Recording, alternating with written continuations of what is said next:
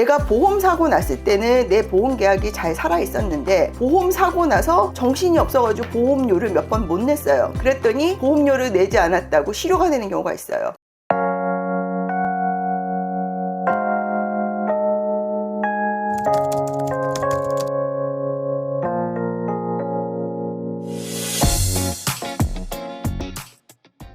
안녕하세요. 최현 변호사입니다. 제가 지난주에 어떤 고객분과 이제 상담을 했는데, 저는 이제 상담을 할 때 보험 증권을 가져오시고 보험료가 얼마고 보험금은 얼마 청구하고 이런 기본적인 사항을 제가 좀 여쭤보는 편이에요. 근데 이게 좀 대화가 잘 안 되더라고요. 그래서 왜 그런가 봤더니 보험 증권을 갖다 달라고 했더니 이분은 보험 약관을 가져오셨어요. 근데 보험 약관은 되게 두껍거든요. 그거를 다 프린트를 해서 오셨더라고요. 그래서 저는 보통 약관은 갖고 오지 마시고 꼭 보험 증권만 가져오십시오 이렇게 말씀을 드리는데, 이 보험 증권과 보험 약관에 좀 헷갈리셨던 것 같아요. 이제 그러면서 제가 생각한 게, 우리나라 사람들이 이 보험과 관련된 용어를 잘 모르는구나, 이거에 제가 한번 좀 설명하면 좋을 것 같다, 이제 이런 생각이 들어서 오늘은 헷갈리는 보험 용어를 제가 좀 설명을 해드리겠습니다. 먼저 보험 증권이 있고 보험 약관이 있습니다. 그 보험 증권은 내가 어떤 보험회사와 보험 계약을 체결했다는 증서죠. 그리고 무슨 보험 사고가 났거나 보험금을 청구하거나 보험 소송을 할 때는 보험 증권이 가장 기본입니다. 그럼 약관은 뭐냐? 내가 가입한 보험이 어떤 경우에 보험금을 지급하고 어떤 경우에는 보험금을 지급하지 않는지, 그거를 이제 설명한 문서인데요. 이 보험 약관은 여러 가지 특약도 이제 한꺼번에 있어요. 예컨대 A라는 명칭의 보험에 내가 가입을 하면은, 나는 주계약도 가입을 하지만 특약도 여러 가지 가입을 하잖아요. 근데 그 특약은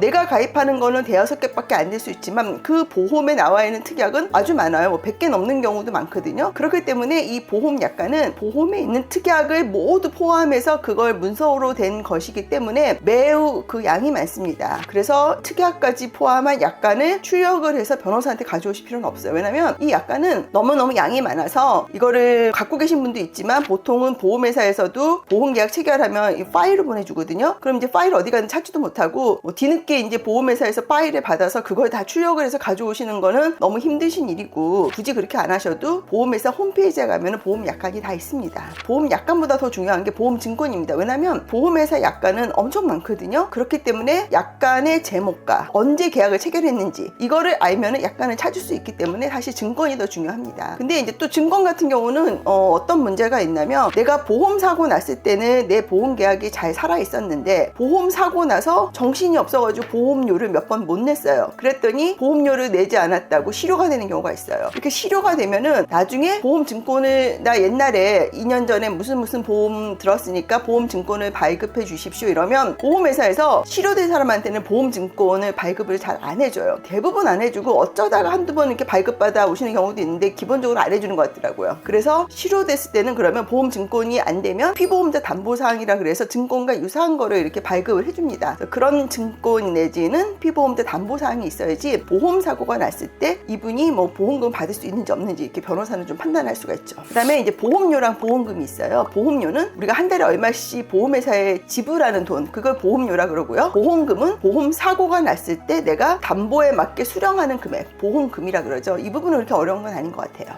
그 다음에 계약자, 수익자, 피보험자 이렇게 나뉩니다. 그럼 계약자, 수익자, 피보험자는, 계약자는 계약한 사람, 피보험자는 보험에 가입의 대상이 되는 사람. 예컨대 보통 계약자랑 피보험자가 같기도 하지만, 이거는 내가 나를 대상으로 보험을 가입하면 계약자, 피보험자가 같지만 계약자랑 피보험자가 다른 경우도 많습니다. 예컨대 아내분이 남편을 대상으로 보험을 가입하는 경우는 계약자랑 피보험자가 다르고요. 또 부모님들이 자녀를 또 피보험자로 가입하는 경우도 있고 또 반대도 있고, 그래서 계약자하고 피보험자는 같을 수도 있고 다를 수도 있습니다. 그럼 수익자는 보험금을 받는 사람. 그러니까 이 수익자가 중요한 게요, 보험 사고가 났는데 보험회사에서 보험금을 안 주면 소송을 하게 되잖아요. 그때 보험금 청구 소송의 원고는 수익자입니다. 계약자하고 수익자가 다른 경우에 계약자가 보험금 청구 소송을 달라 그러면 이거는 당사 적격이 없거나 기각사유 이렇게 해서 보험금을 결론적으로 받을 수가 없습니다. 근데 이게 그렇게 이렇게 만만한 게 아니에요. 왜냐면 계약자, 피보험자, 수익자가 이렇게 약관에 명확히 나오는 경우도 있지만, 이 손해보험 약관 같은 경우에는 이 수익자가 잘 안 나와요. 원래 손해보험은 수익자라는 개념이 없고 피보험자가 수익자인데, 사실상 그 인보험과 같은 성격의 장기보험은 이 수익자가 보통 나오거든요. 근데 어떤 보험은 이제 수익자가 안 나옵니다. 그럼 뭐 피보험자가 수익자가 되는 게 맞는데, 저는 혹시라도 원고를 잘못 지정하면은 좀 문제가 발생하니까 고객한테 꼭 전화해서, 콜센터에 전화해서 이 사건 수익자가 누군지 좀 확인을 해달라, 이제 이런 요청을 드리는 편입니다. 제가 이제 그 보험 계약에서 가장 기본적인 보험 증권, 약관, 보험료, 보험금, 그다음에 계약자, 수익자, 피보험자 설명을 드렸고요. 그 다음에 이제 또 중요한 게 상품 설명서라는 게 있어요. 이 상품 설명서는 뭐냐면, 아까도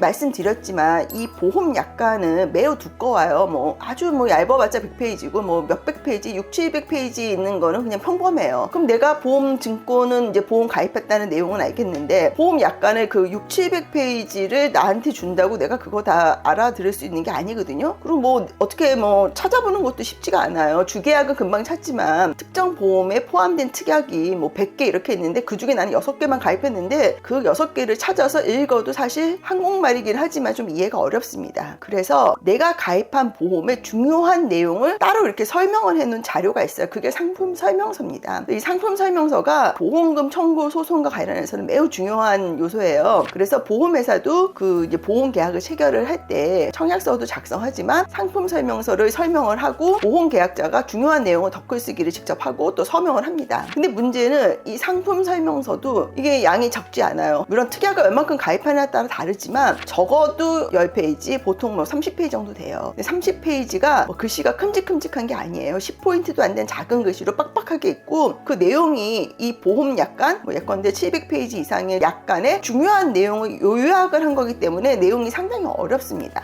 그래서 설계사가 이거를 다 설명하는 게 쉽지가 않아요. 그렇기 때문에 이 상품 설명서 관련도 이슈가 많습니다. 상품 설명서는 보험금 분쟁과 관련해서 어떨 때 이제 이게 문제가 되냐면, 어떠한 사안에서 나는 보험금을 받는 줄 알았는데 보험 약관에서 보험금을 안 준다 이렇게 써여 있다는 거예요. 근데 아까 말씀드렸지만 보험 약관은 너무 양이 많아서 계약자가 그걸 다 이해하고 보험 계약을 체결을 하기는 사실상 불가능하거든요. 그래서 요약을 한 게 상품 설명서인데, 그러면 보험회사 입장에서는 어떠한 경우에 보험금을 안 준다 이런 내용을 상품 설명서에 포함시켜서 설명을 해야 됩니다. 그렇기 때문에 보험회사 입장에서는 상품 설명서를 잘 작성하고 상품 설명서의 내용을 잘 설명하는 게 나중에 보험금 관련 분쟁에서 보험회사를 방어하는 하나의 기제가 되는 거고요. 그래서 이 상품 설명서에 어떤 내용이 들어가느냐, 이 부분이 매우 중요합니다. 근데 이제 상품 설명서라는 거는 주로 이제 보통은 10페이지에서 뭐 20~30페이지 정도의 서면으로 이렇게 주는데요. 또 전화로 가입하는 보험 있잖아요. 텔레마케팅 보험. 이런 경우에는 상품 설명서도 따로 없고 그냥 녹취록이 상품 설명서가 되더라고요. 그래서 이제 상품 설명서는 일반적으로 서면으로 되어 있지만 딱히 서면이 없는 경우도 있다. 이런 설명을 제가 드리겠습니다. 상품 설명서랑 비슷한데 좀 다른 게 있어요. 가입 설계사라는 게 있어요. 이 가입 설계사는 뭐냐면, 상품 설명서는 아니고 내가 이제 어떤 보험을 권유를 받았거나 아니면 내가 뭐 먼저 나서서 나 이러한 뭐 안보험에 가입하겠다 이렇게 얘기를 할 수가 있잖아요. 그러면 그 보험 설계사가 특정 보험을 원하는 계약자에게 계약을 체결하기 전에 무슨 고객님을 위해서 이렇게 설계를 보험 설계사가 하는 게 있어요. 그거를 가입 설계사라고 합니다. 근데 이 가입 설계사가 중요한 게, 이거는 이제 내가 뭐 예컨대 나는 뭐 암이 잘 보장되는 보험을 가입하고 싶다. 그러면 이제 보험 설계사가 이 사람에게 맞는 이렇게 설계를 짜오는 거죠. 그러니까 가안이에요.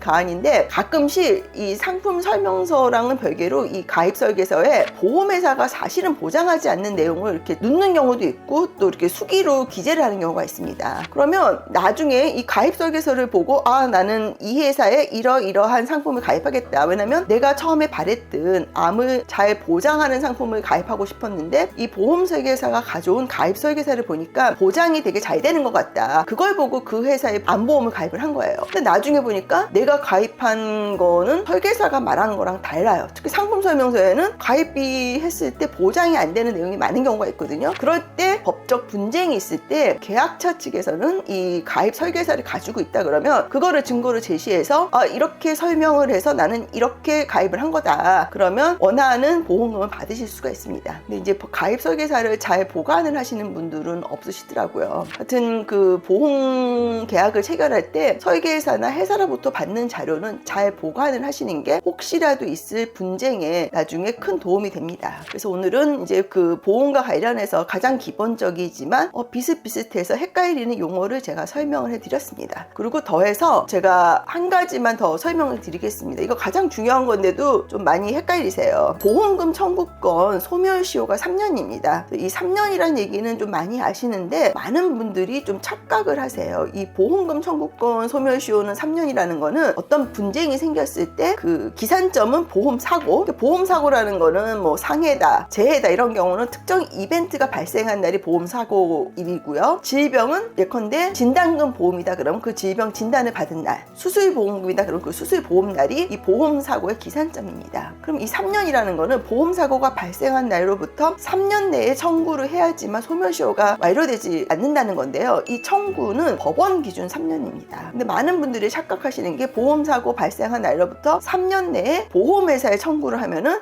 소멸시효가 중단된다 이렇게 생각하시는데 이 3년은 보험회사가 아니고 법원입니다. 이 부분을 좀 헷갈리시는 분들이 많아서 제가 오늘 보험 관련 용어를 설명해 드리면서 추가로 하나 더 설명을 해 드리는 걸로 하겠습니다. 오늘 제가 설명드린 내용이 도움이 되셨으면 좋겠습니다. 사건 수입 문의는 카카오 채널 최혜원 변호사로 연락 주시기 바랍니다. 감사합니다.